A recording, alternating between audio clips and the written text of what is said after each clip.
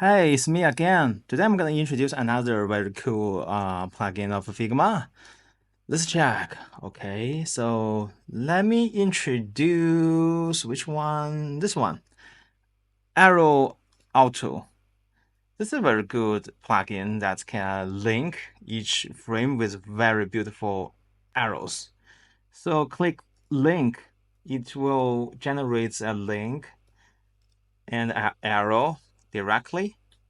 So what about if this artboard is beneath this artboard, then they matches and you don't need to create again. It follows. It will regenerate it every time you move the position of this artboard.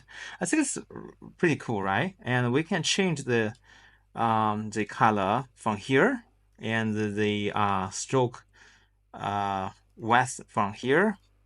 And also we can link back and we can change the change the look of this arrow.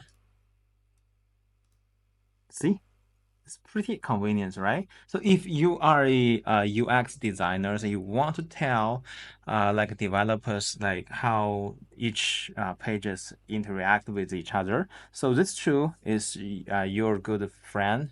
So please use this. And if you have any questions, please leave in the comment zone.